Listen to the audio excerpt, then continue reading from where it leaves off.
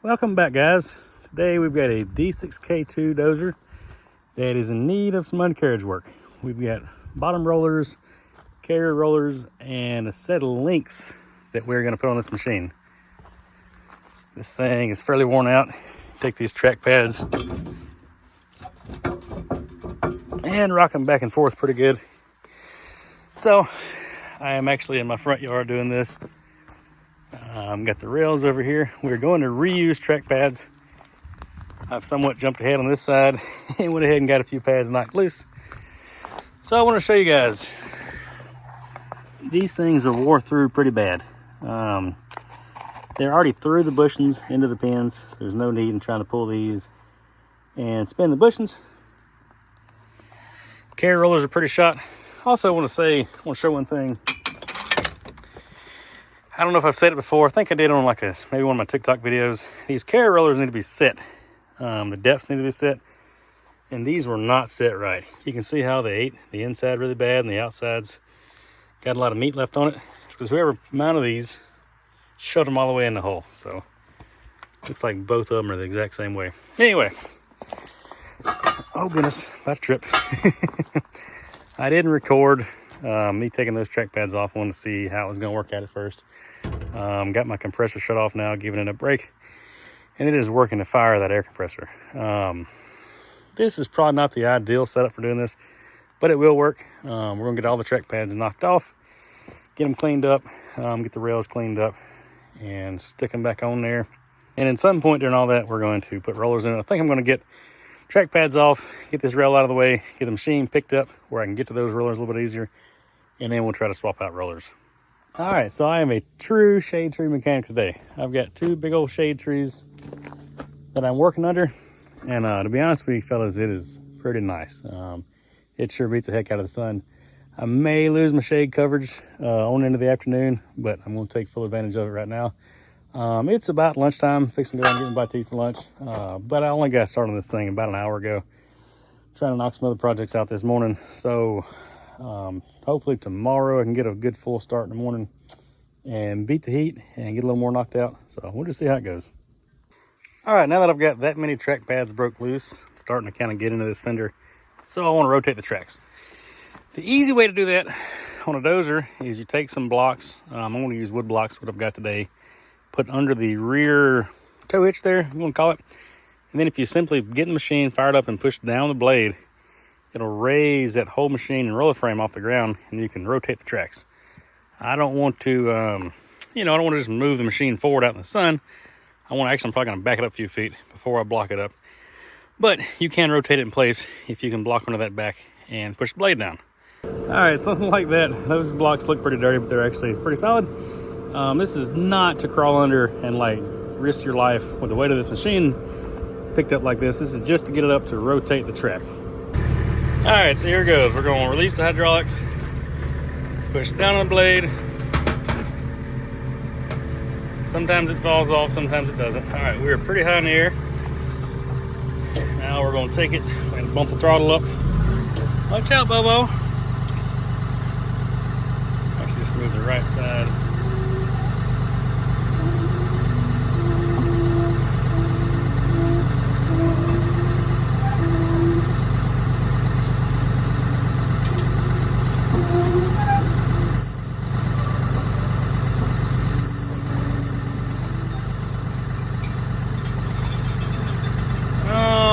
About where I want to stop it. The dog's out of the way.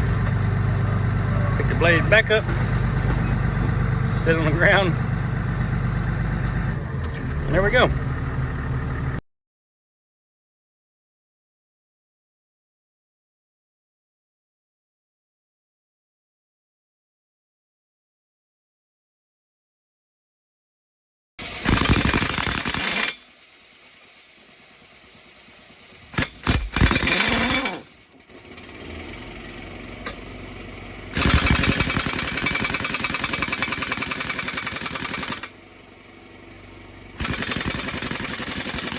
All right, so I'm having a little bit of an issue with my camera today. I don't know what's going on with it.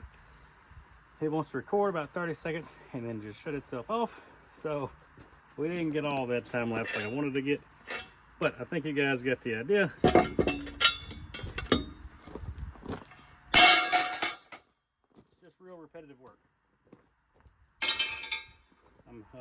fighting my compressor today. It's just not keeping up. That's the biggest issue of the day.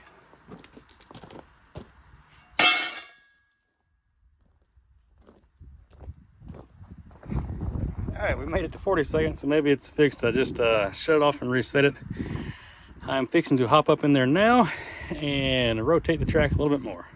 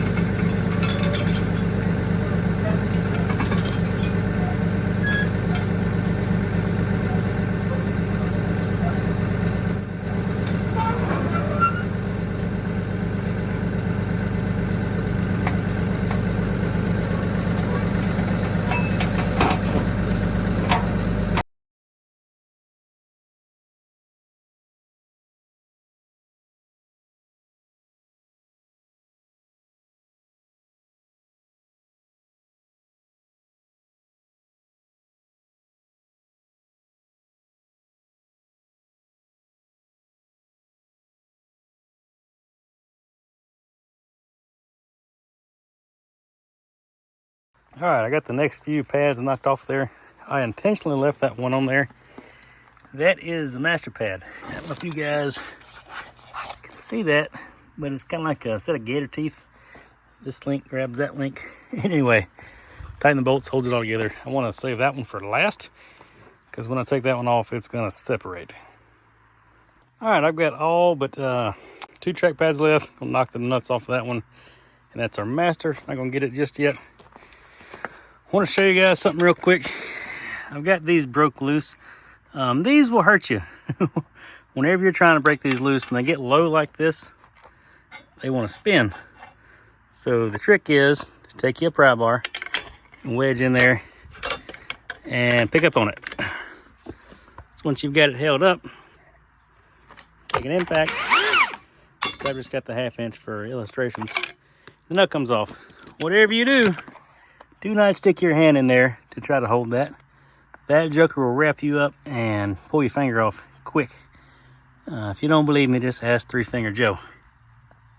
All right, we pulled our cover here. We released the track adjuster, which is this 7/8 headed plug.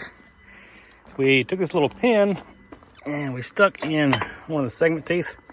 We rolled it back in order to pull the track adjuster back in just a little bit. As you can see, it's slack now, so now we're going to go ahead, pop the match link apart, and my goal is to let the front flop and then roll the rest of it back with the final drive, and then take something and pull the whole mess out from under it.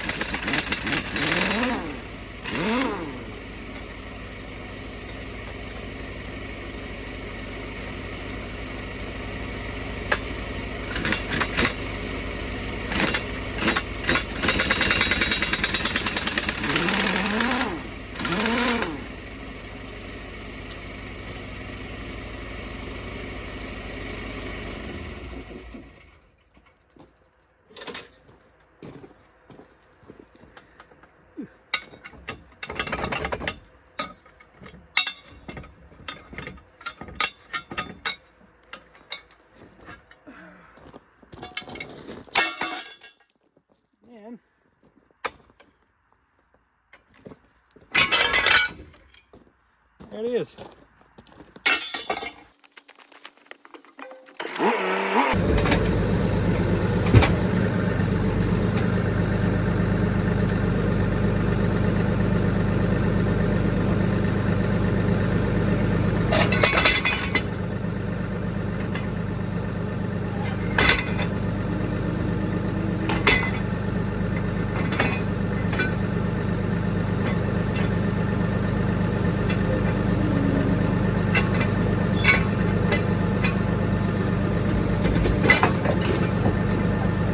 Well, it is quickly turning into one of those days where nothing wants to go right.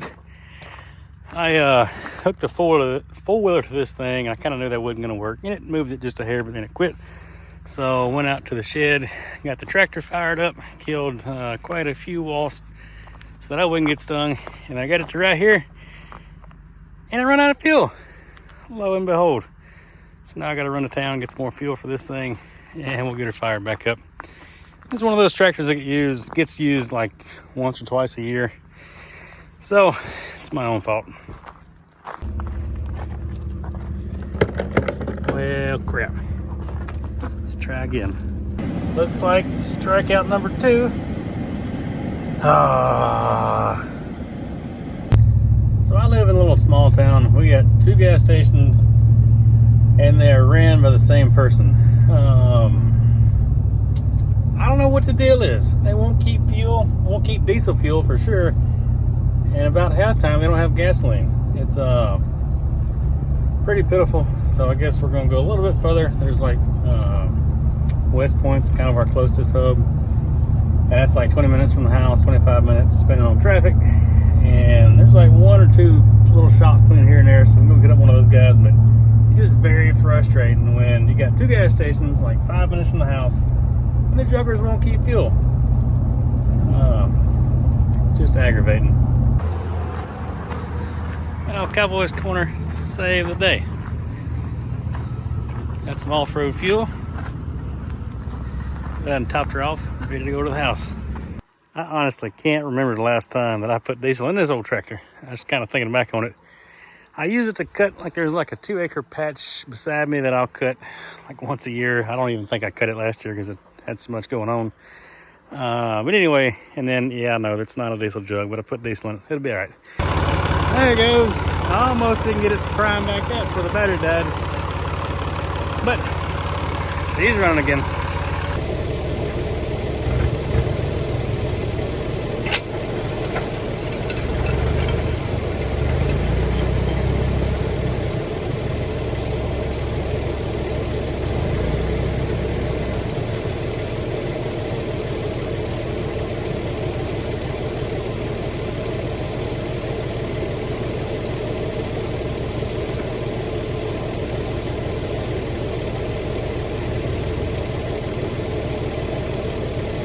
Well, it's about as far as it made it. Oh, well, it's not out of fuel now, but I don't know. It just died. So I got to fool with that. The battery's too dead today. Well, it's too dead to get it to fire back up. And it's like 6 o'clock, and I'm about done for the day. About had it for the day. So I'm going to hook my truck to that, pull that jugger out of the way so my wife didn't hit it in the morning. And we'll try this again tomorrow.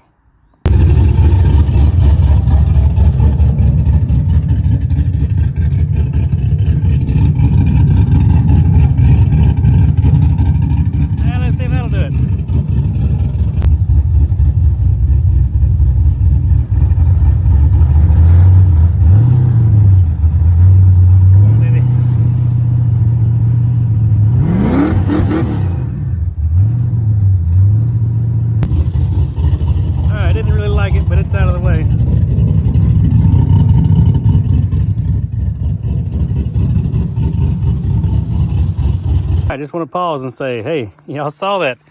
The truck was doing work, so that makes it now a business expense. Just got to convince my wife of that. All right, welcome back, guys. It is, we'll say the next day for all intents and purposes. Had to run to the shop this morning. It's mid-morning. Had to go get some wood blocks to properly block this thing up on to make it somewhat safe. And then I went ahead and built this roller splitter. The idea here is you can put one roller there, and I think I can get them off without using that. When I go to put them back on, it'll be real handy to hook the crane there, and the idea there is one roller levels the other, and you can just set it in place and not have to manhandle every single one of them. So we'll see how that does. My poor little crane just was my poor little air compressor just was not keeping up on them track pads. So I had to go buy another air compressor. I hope this one does a little better. It's slightly used, but it's got very, very low hours on it. So let's see how it does. And I Let's see here.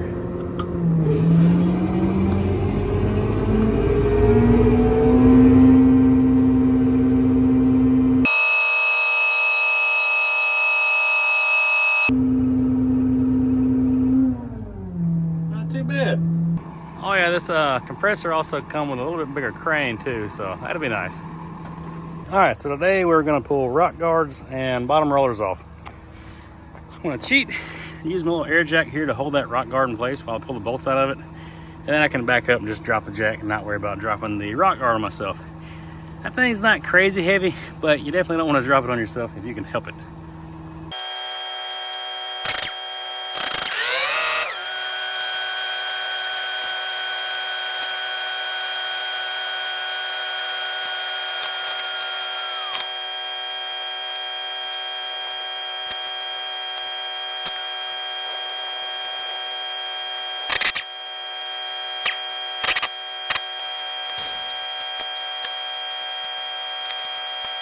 All right, before I start pulling these rollers off of here, I want to pay attention to the way they are oriented, as in the double and single rollers. They're pretty worn, so it's kind of hard to tell. But that's a single, that's a double, because you can see that inner lip is a little bit thicker. It's another single. It looks like double, double, and then single, double, single. Let's go look at the new ones and I will show you guys the difference. All right, so that's a double. See, it's got double sets of lips. And then this one's still in the pallet, but that is a single. It's only got the outer rails or the outer lips, however you want to call it. So that is what differentiates, I can't get that word out, between the two. And then you've got, that one's got a pin on either end. You got these single pins. That is a carrier roller that goes in the top.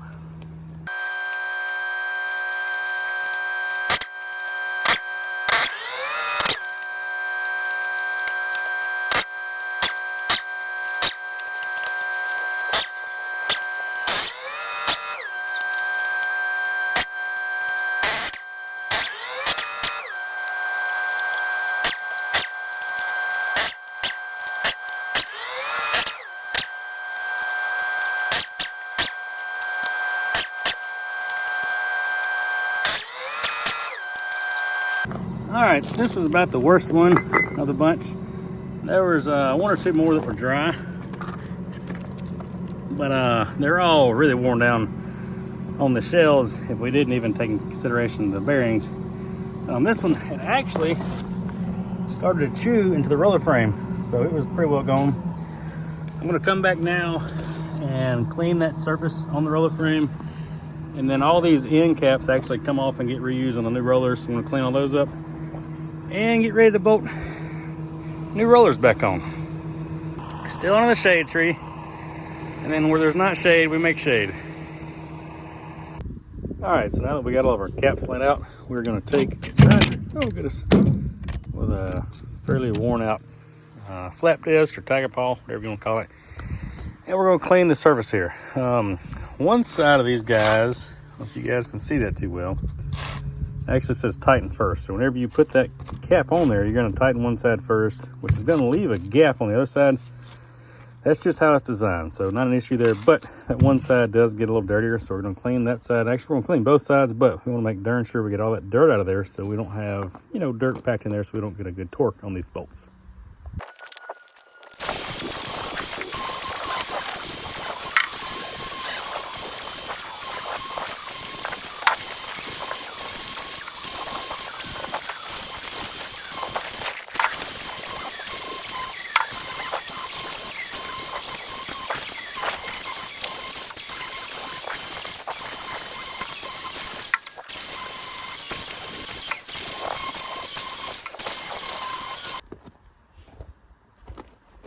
All right, we're gonna go back with a flapper wheel on a die grinder, and we're gonna clean the center of these caps, just any dust, any dirt or rust that's in there.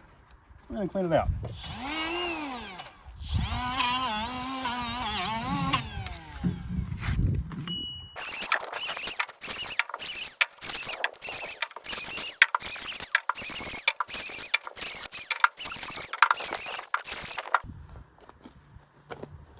All right, all these roller bolts look pretty good, so we're going to reuse them. We do want to take time and just with a wire brush, come back and brush them out real quick, get any dirt that is in the threads, out of the threads. It doesn't take long, it's just a very repetitive process.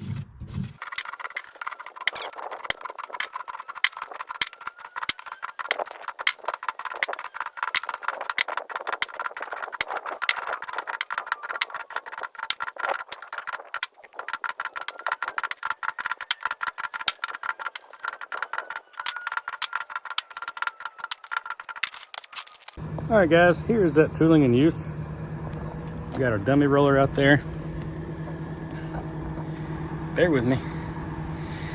And you can spin it around and work the crane in there and just set it right in place. Then lift up and it'll hold it. I see one design flaw. I thought the angle iron was thin enough to maybe get the impact by it. It may still be, but it's gonna be close. Anyway, that beats the heck out of picking them things up by hand. So let's try it and see how it goes.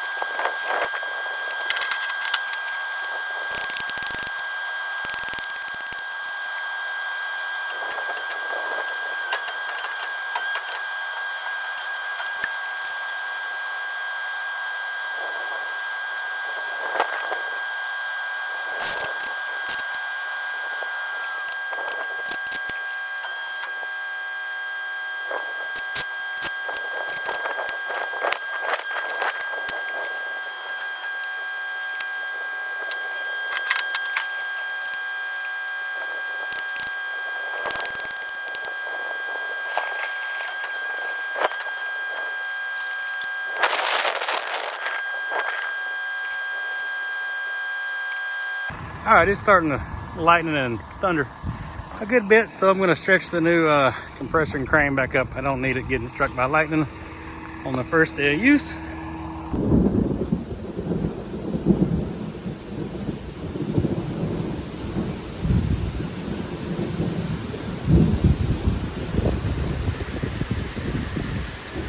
Oh yeah, it's coming down out there now.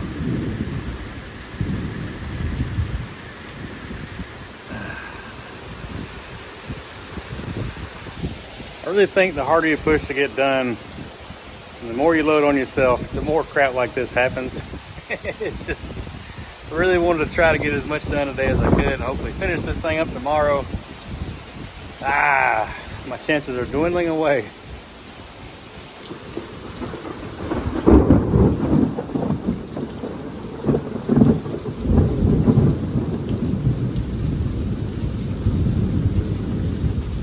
All right, went ahead and got the last 3 rollers under there. Now I took a 3/8 impact and I just ran everything up kind of snug. I didn't get carried away. I'm gonna go back now and torque them all. They torque to 199 foot-pounds.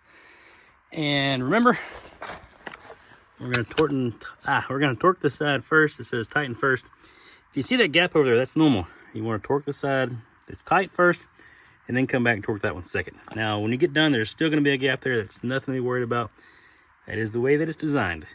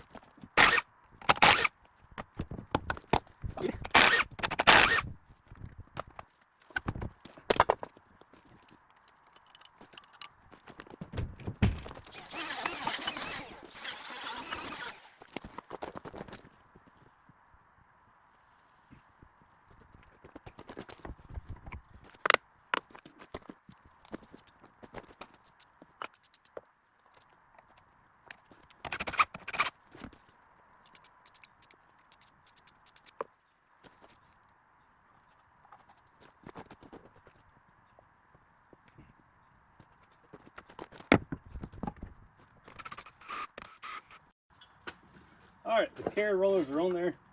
We're gonna wait till we get the rail slung over this thing so we can get those things centered up. So they're not tight yet, they're just kind of chilling out in place. All right, I've got my rock guards mounted back under there. I'm getting ready to pick up that rail with the crane. And ideally, I'm gonna ease it back here in this general area and unroll it, and then use the crane and a long strap to suck it back under the machine. That's how it's going to work in my mind. We'll see if it actually plays out that way.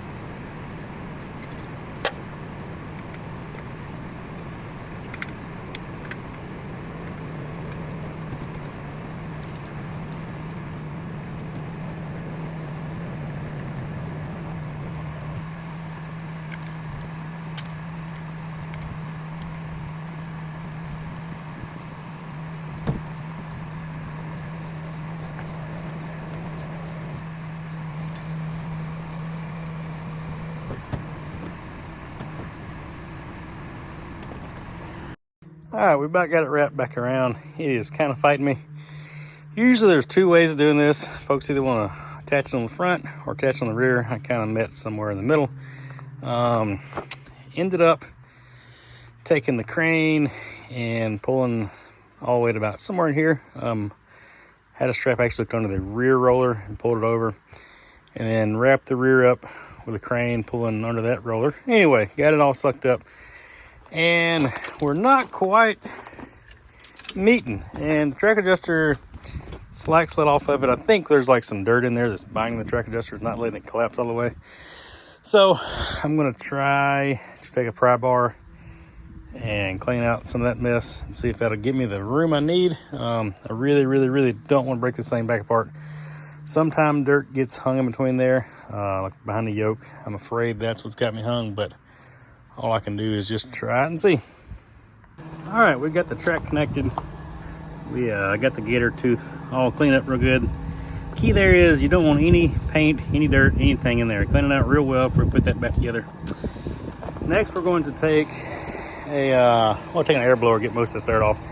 And then we're going to take a flapper wheel, or as I call it, tiger paw, and a grinder. And we just want to remove this first little layer of paint. You don't want any paint between that track pad and that rail.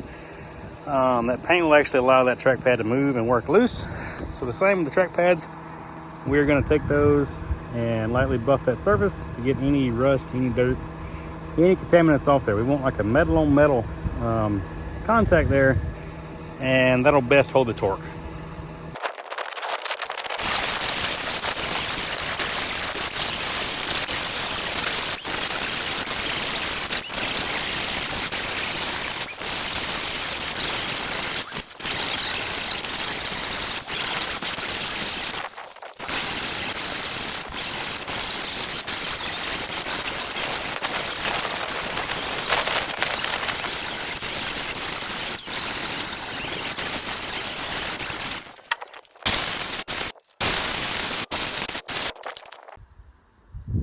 All right, guys, we are getting ready to start bolting track pads on. Similar to when we removed them, we're going to be using these square nuts that go in the backside, and you got to be extremely careful. So usually what I'll do, which I'm going to put anti-seize on the bolt and smear a little bit around the surface there, and I will hold my hand under here, and actually if I can reach up top and spin that by hand, I'm going to start it by hand. If it's a little stiff, I might use my 1/2 inch impact. We've got it turned all the way down to 1 where it's a real slow spin. The key there is, guys, is that is a finger pinching machine right there, buddy. Be careful. That thing will get you before you know what happened. So anyway, just if you're gonna do this, be careful.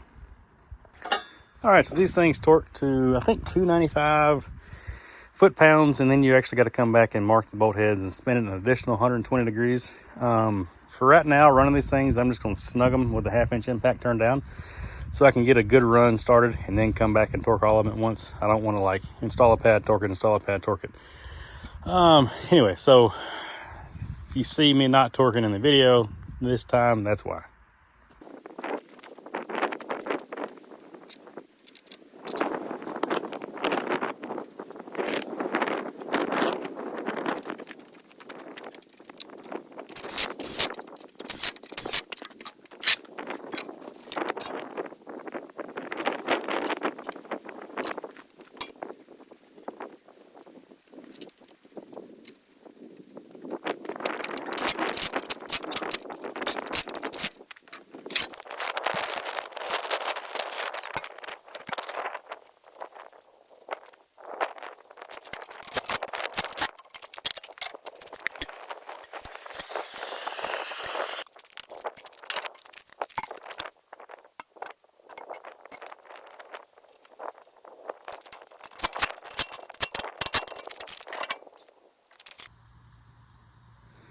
All right, our pile of track pads is gone.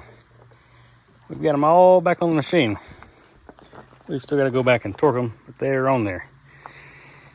And I know someone's going to say something about how tight that track is. I've got the track adjuster sucked all the way in, and that joker's just tight. I don't know. I'm going to run around a little bit after we get everything torqued and get the other side done and see if I can loosen up just a hair. I think, well, I'm not sure. I think it'll free up, you know, moving a little bit, but we'll see.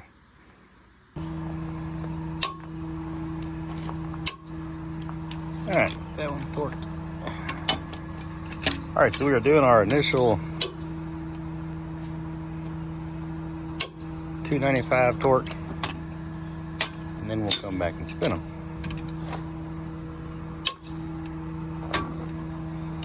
Close.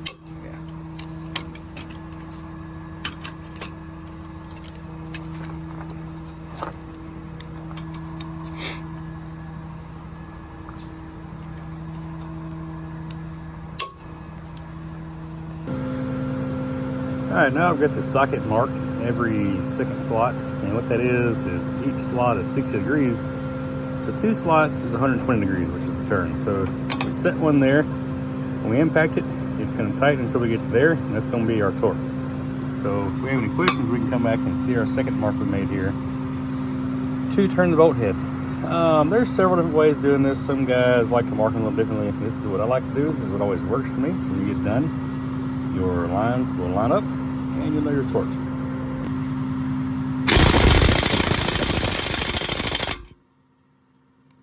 A little much, but we're pretty close there.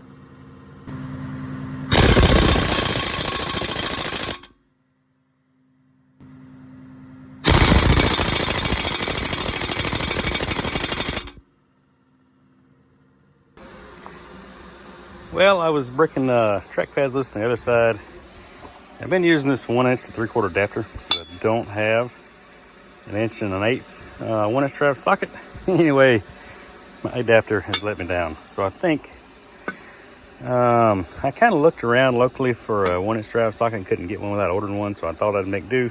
But it is Saturday. I'm trying to get this thing wrapped up. I got a long ways to go. But anyway, I think I'm going to go and try. I don't know if it's going to work, but I'm going to try to weld this socket to that adapter. Probably knock the center insert out of there. Hell, I may leave it in there, but anyway, I'm gonna grind it and fill it full of weld. And I know these are cast, but it's worth a shot. It's either that or I don't really know what else to do today. It seemed like, maybe reach out and borrow a socket, but I hate doing that, and I can weld this up in a few minutes and we'll be back ready to go. Or I'll spend a few minutes welding it and it'll break and I'll be in the same situation. We won't know till we try. All right, we got both pieces cleaned up. Now we're gonna try to center it and weld the fire out of it. Well, there it is. Is it pretty? No. Will it hold up? Probably also no, but we'll go see. All right, let's see what happens.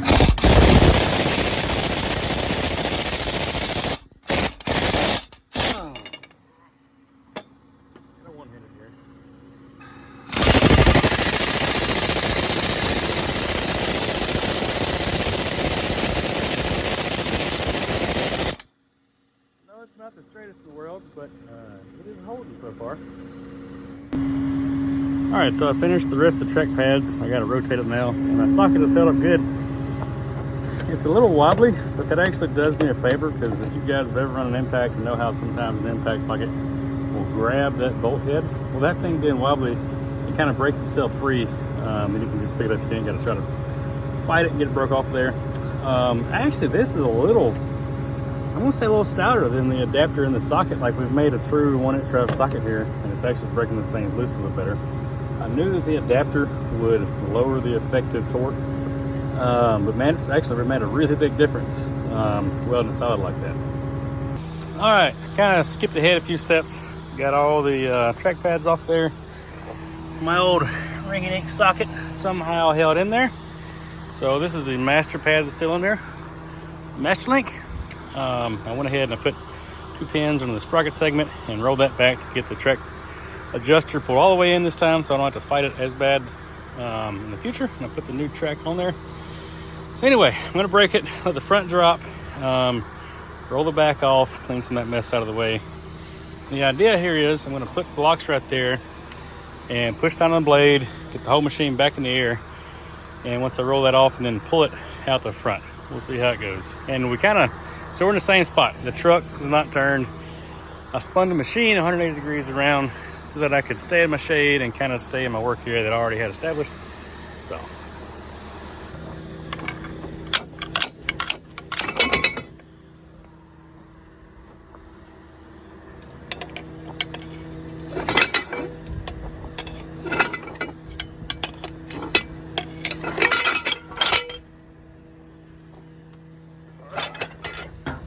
Close enough.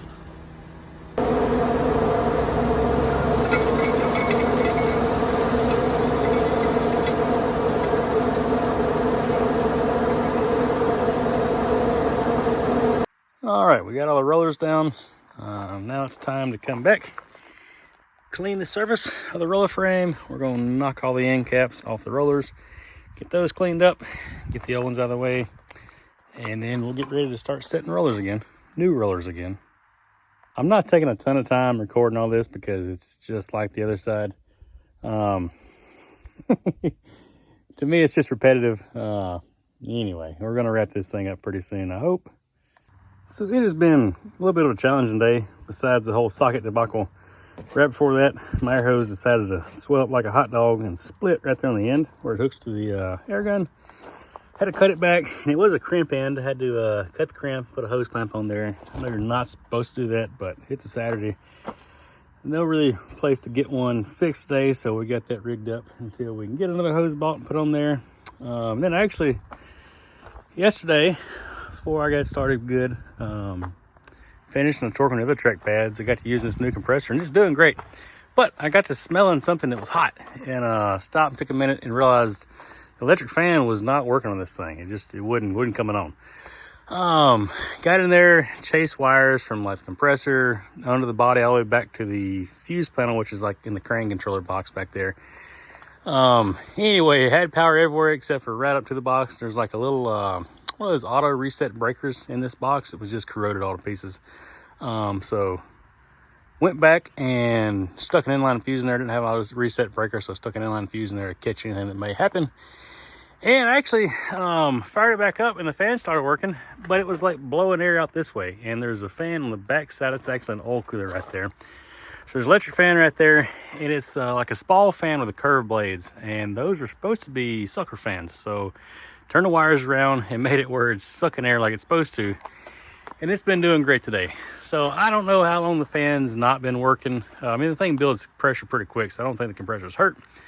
But we've got it fully functional. We can run it, as long as we need to, running this impact, and it's staying cool now. But it just seems like it's been one thing after the other on this project. Which, granted, I knew, getting this new to me truck, there'd be a hiccup or two to sort through. So that's no big deal. I'm glad it's here at the house and we can fix it. And I'm glad I kind of have enough sense to kind of figure it out and, get my way through it.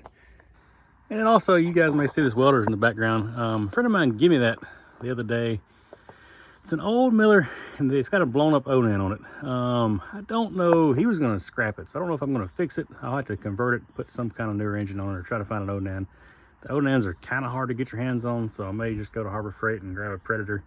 I know this is probably going to be a tapered shaft engine, so it's going to be a little tricky to make work, but there's people out there who have done it, so I don't know. We're going to weigh the options to see if it's worth putting the money into. All right. We are stacking rollers back under there. Again, don't forget, single, double, single, double, double, single, double, single. I kind of cheated. If you see these little blue lines here, I put that for the Titan first bolt. When you're up higher, unless you're like laying down, it's kind of hard to see where those bolt holes are at. So it just made me a little reference, so it's a little easier to find those when I'm working this tooling in place.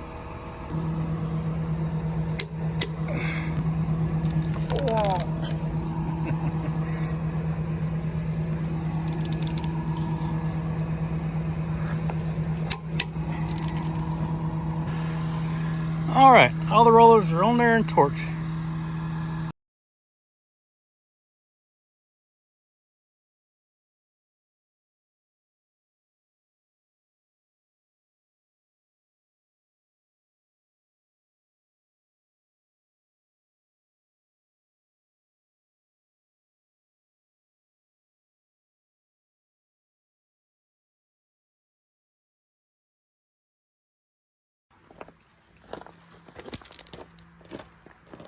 All right, let's see if we can pull off a magic trick. Oh, crap. Let's try it again. There we go. Now it's time to properly tension the track.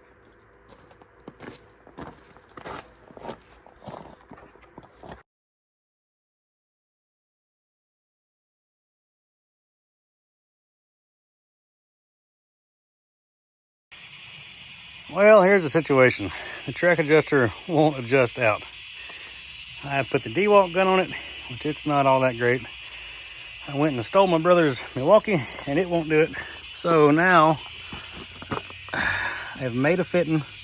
That's like a brand new track adjuster fitting. I just cut the end of it out. Let's see if I can get you guys in there. Cut the end of it out, thread it, and tapped it. so that now I can put my foot pump on there. And I believe that foot pump's rated like 10,000 PSI. So let's try it and see what happens.